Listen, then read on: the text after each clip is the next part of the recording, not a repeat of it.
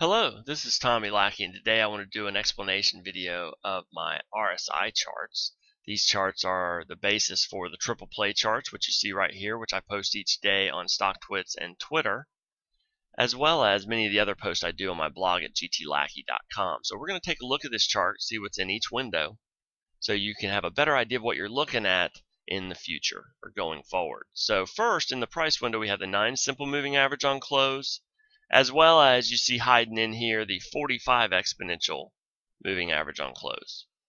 We use these together like we would use any other moving averages, crossover, relationship, things, and direction.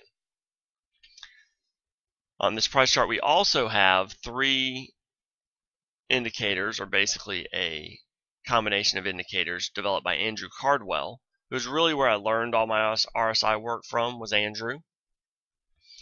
And so some of the indicators on here are proprietary from him. Now the number is the one in the middle. Above it's the high line, below it's the low line. And Andrew developed this to kind of replace the moving average and use it as kind of a trend following, like a moving average, but also you'll notice that in trends, this acts as a very good spot for pullbacks to end, almost like a cushion for price as it comes down. So we use it in relationship with our other indicators to get an idea of where we are and if this might be a good entry point. So then we move down here to our RSI window. We have the 14-period RSI, which is a standard default in most trading systems. And based on Andrew's studies, there's really no need to use too many others. I know other people like to change the parameters, and that's fine, but I just don't see any need to do that because there's plenty we can do with what we have here.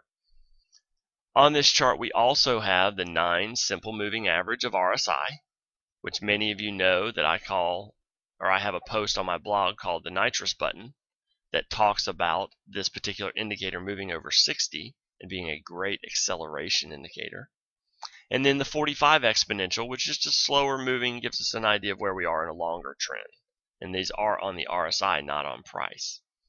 Now, one of the big things that Andrew did with RSI is he developed the idea of using range rules as opposed to using RSI as an overspot oversold indicator.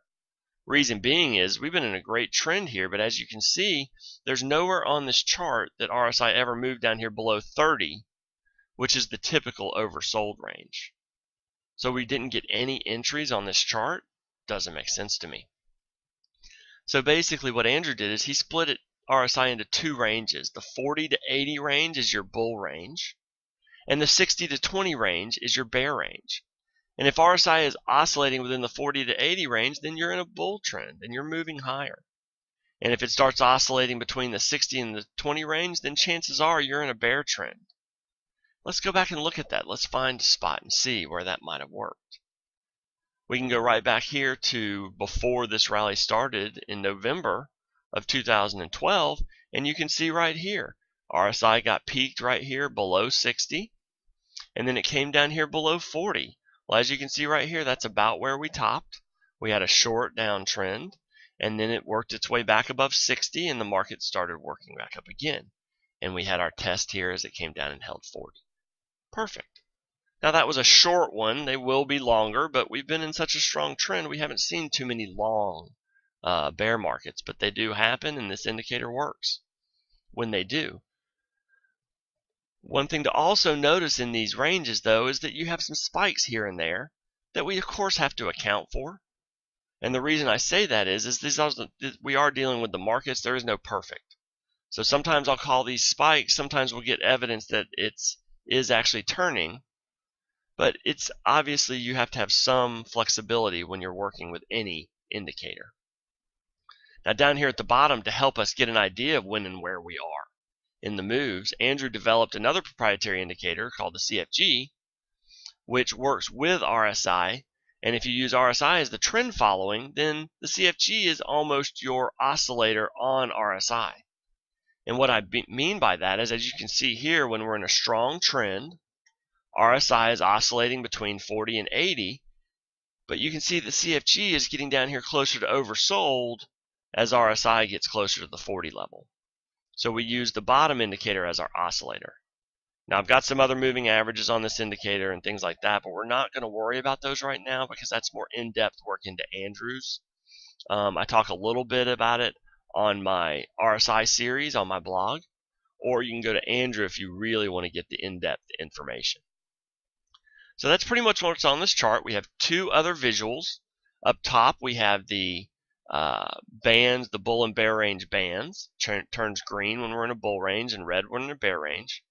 Now realize this is a mechanical formula, so it's not going to rule out spikes and things like this. And then down here in the bottom right, every once in a while I talk about the green smiley face when we're in a bull range, and the red frowny face when we're in a bear range. Those are just a couple of visuals to give me a quick reference of basically where we are. So that's an explanation of my RSI chart.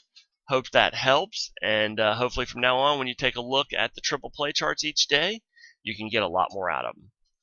Have a great day, and we'll talk to you soon.